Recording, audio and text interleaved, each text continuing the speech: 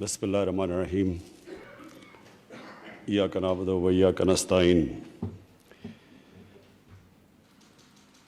آج سے 35 سال پہلے میں نے فیصلہ کیا شوکت خانم کینسر ہاسپٹل بنانے کا، اور وہ کیوں فیصلہ کیا کہ اپنے گھر میں کینسر کی تکلیف دیکھی اور پھر دیکھا کہ کینسر کا کتنا مہنگا علاج ہے، اور پھر یہ دیکھا کہ پاکستان میں کوئی اسپیشلائز کینسر ہاسپٹل بھی نہیں، اور یہ ریئلائز کیا کہ ایک عام آدمی اگر ہاسپٹل ہوتا بھی تو اس کے پاس کبھی اتنا پیسہ نہیں ہونا تھا کینسر کا مہنگا علاج کروانے کے لیے۔ تو یہ وجہ تھی کہ پوری اگلے 10 سال میں نے اسٹرگل کی ہاسپٹل کھولنے کی، اور ہاسپٹل کھولنے کا مقصد کہ ایک ایسا ہاسپٹل ہو جس گھر میں کینسر کی تکلیف ہو وہ اس ہاسپٹل میں جا سکیں اور ان کو یہ فکر نہ ہو کہ ہمارے پاس کینسر کے مہنگے علاج کے پیسے نہیں ہیں۔ تو یہ وجہ تھی، اور جب کینسر ہاسپٹل کھلا آج سے 25 سال پہلے، تو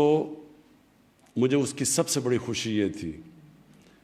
وہ بیچارے لوگ جو کبھی سوچ بھی نہیں سکتے تھے کینسر کا علاج کروانے کے لیے، وہ اس ہاسپٹل میں آج بھی آتے ہیں اور ان کا علاج مفت ہوتا ہے، اور ان کو مکمل طور پہ ایک وہ ٹریٹمنٹ ملتی ہے جو ایک طرف پیسے والے کو ٹریٹمنٹ مل رہی ہوتی ہے اور ایک طرف مفت علاج پہ ان کو ٹریٹمنٹ مل رہی ہے۔ کوئی ڈاکٹرز نرسز فرق نہیں کرتے انسانوں کے اندر، ایک ہی طرح کا علاج ملتا ہے۔ تو میں یہ سوچتا تھا تب کہ کبھی اللہ نے موقع دیا تو پاکستان میں ایک ایسا ہم سسٹم لے کے آئیں گے کہ غریب گھرانے کے اندر اگر کوئی بیماری ہوتی ہے اور ان کے پاس پیسے نہیں ہوتے تو ان کو پھر یہ فکر نہیں ہونی چاہیے کہ ایک طرف تکلیف ہے کہ گھر میں بیماری ہے اور دوسری طرف پھر اور بے بسی ہے کہ پیسہ ہی نہیں ہے اس بیماری کا علاج کروانے کے لیے۔ تو یہ ہماری تب جب میں پولیٹکس میں آیا، میں نے کہا کہ اللہ ایک دن مجھے موقع دے گا تو میں یہ سب سے پہلے چیز کروں گا، اور میں جن گھروں کے اندر اس طرح کے واقعہ ہو چکے ہیں کہ گھر میں بیماری اور پیسے نہیں ہیں، وہ سب جانتے ہیں کہ میں کیا بات کہہ رہا ہوں۔ اس سے بڑی ایک گھر میں بے بسی کا عالم نہیں ہوتا، اور کینسر کے اور جتنا مہنگا علاج ہوتا ہے وہ بیچارے لوگ اپنا سب کچھ بیچ بیٹھتے ہیں، مقروض ہو جاتے ہیں، قرضے چڑھ جاتے ہیں گھر کے اوپر۔ وہ لوگ جو سفید پوش ہوتے ہیں وہ غربت کی لکیر کے نیچے چلے جاتے ہیں علاج کرواتے۔ تو یہ آج جو ہم آزاد کشمیر، آزاد جموں اور کشمیر کے لیے لانچ کر رہے ہیں ہیلتھ کارڈ، مجھے آج اس کی بہت خوشی ہے کہ 12 لاکھ خاندانوں کو ایک ہیلتھ انشورنس ملے گی، اور کوئی بھی ان کو کسی بھی کتنے 40 ہسپتال کتنے 350 ہسپتال ہوں گے پرائیویٹ اور گورنمنٹ کے سارے پاکستان میں کہ وہ جا کے اپنے ہیلتھ کارڈ سے کہیں بھی جا کے اپنا علاج کروا سکیں۔ اور یہ بھی مجھے بڑی خوشی ہے، یہ سب سے پہلے پختونخوا میں ہم جب ہماری حکومت تھی پچھلے دور میں تو ادھر سے ہم نے شروع کیا، تب بھی بڑے لوگ کہتے تھے کہ یہ ہو نہیں سکتا،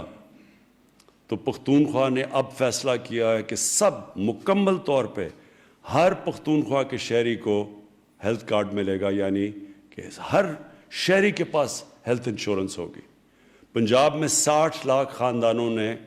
کو پنجاب گورنمنٹ اب تک دے چکی ہے ہیلتھ کارڈ، اور ان کی بھی کوشش ہے کہ 2021 کے آخر تک ہر خاندان کے پاس ہیلتھ کارڈ ہوگا۔ اور میں یہ آزاد کشمیر کا میں اس لیے خوش ہوں کہ دوسری طرف کشمیر میں لوگوں کو پتہ چلے گا جو آج کل بڑی مشکلوں میں ہیں، جن کے اوپر ایک فیشسٹ ایک وہ حکومت جو سب سے زیادہ ظالم حکومت ہے مسلمانوں کے لیے اور کشمیریوں کے لیے، ان کو ایک پیغام جائے گا کہ دیکھیں ہم اپنے لوگوں کو کیسے رکھتے ہیں، کہ کس طرح کی ہم سہولت دے رہے ہیں، اور یہ آپ کو حیرت ہوگی کہ وہ ملک جو بڑے امیر ملک ہیں، ڈیولپڈ نیشنز جن کو کہتے ہیں، وہاں بھی یونیورسل ہیلتھ کوریج نہیں ہے جو آج ہم پاکستان کرنے جا رہے ہیں. وہ ادھر ان ملکوں میں بھی نہیں ہے جن کی پر کیپٹا انکم ہمارے سے بہت زیادہ ہے. تو یہ ایک بڑا ایک جرأت مند فیصلہ تھا ہماری حکومت کا کہ اتنا بڑا قدم اٹھانے کو، کہ ایک طرف قرضے چڑھے ہوئے ہیں ملک کے اوپر اور ابھی ہمارے پاس وہ وسائل نہیں ہیں،